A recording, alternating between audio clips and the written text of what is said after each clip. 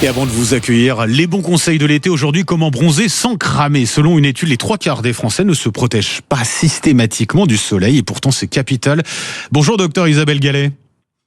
Oui, bonjour. Et merci d'être avec nous. Vous êtes dermatologue, membre du syndicat national des dermatologues et vénérologues. Il est assez inquiétant quand même ce chiffre. Pourquoi le soleil peut-il être si dangereux pour notre peau, notre santé? C'est peut-être important de le rappeler, de commencer par ça, docteur.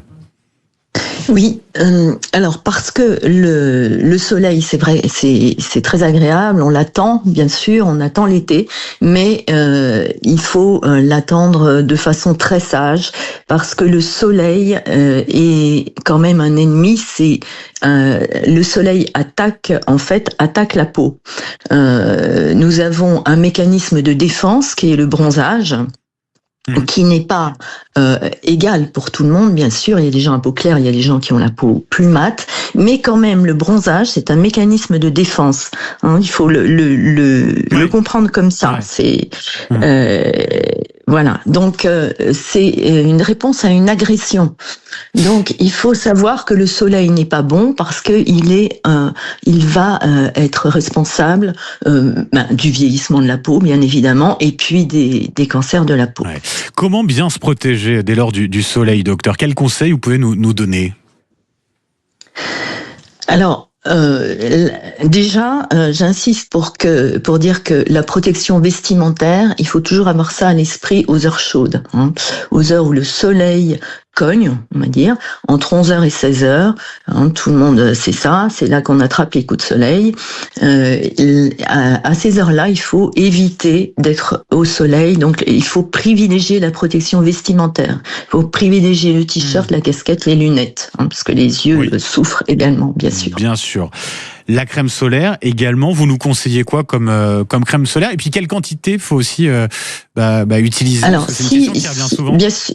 Tout à fait. Alors, bien sûr, la crème solaire, c'est une protection parce qu'elle vient, lorsqu'on la met, elle vient protéger nos cellules, en fait. Elle pénètre dans la peau, les premières couches de la peau, et elle va protéger les cellules importantes qui sont plus profondes, mais elle les protège pas entièrement. C'est vraiment, voilà. Donc, il faut, pour les bons conseils, si on est obligé d'être au soleil, ou si on est se baigner, on est avec une bande d'amis, de copains, etc., on est obligé de se protéger et on va mettre sa crème solaire une demi-heure avant de sortir, une demi-heure avant d'être sur la plage, par exemple, et puis il faut penser à la renouveler toutes les 2 heures. Alors, je dis bien que c'est pas raisonnable de rester de toute façon 2 heures au soleil en plein midi. Voilà. La quantité, du coup? Faut vraiment la quantité, il faut effectivement y aller. Quand vous avez un tube de crème, imaginons que quelqu'un qui est effectivement, c'est pas bien ce qu'il va faire. Il va rester sur la plage entre 12h et 16h. Il va mettre une fois sa crème solaire tout de suite en arrivant. Il a tout faux. Il faut la mettre une demi-heure avant et ensuite il faut la renouveler toutes les 2 heures. Et il faut en mettre beaucoup. C'est-à-dire qu'en fait, logiquement, un tube de crème, si un tube, mettons, vous avez 30 millilitres, vous voyez les tubes, habituellement, les tubes les plus fréquents, eh bien, en fait, un tube, c'est un jour.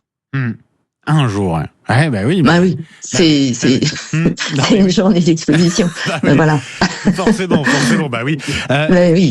Pour les enfants, à partir de quel âge on peut les exposer, docteur? Alors, les enfants jusqu'à 3 ans, il faut pas du tout les exposer. Bien sûr aux heures chaudes. Il faut leur mettre tout le temps un bob. Il faut leur mettre un t-shirt et les protéger, les mettre un petit peu dans l'eau avant 11h, après 16h, 17h. On voit des gens très raisonnables qui effectivement amènent leur enfant à la plage à partir de 17h. Puis il y a plus personne à la plage. Puis c'est sympa. D'un mot pour donc c'est sûr, pour les enfants c'est comme ça. Et après, même à partir après 3 ans, 5 ans, c'est la même chose. Surtout pas entre midi et 2, leur empêcher d'aller jouer dans l'eau, aux heures très chaudes. Pour conclure rapidement, si on a un coup de soleil, qu'est-ce qu'on fait? C'est quoi? C'est le tube de biafine? C'est tout?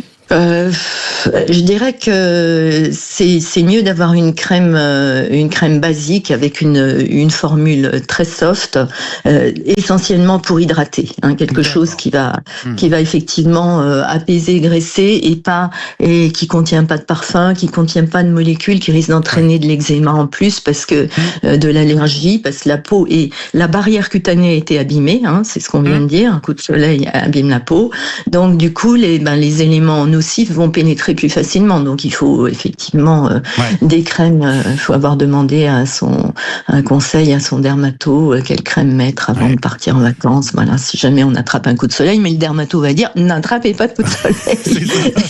On a bien compris la prévention avant tout, docteur Isabelle Gallet. Merci d'avoir été avec nous ce matin sur Sud Radio. Passez une très belle journée. Merci pour tous ces conseils.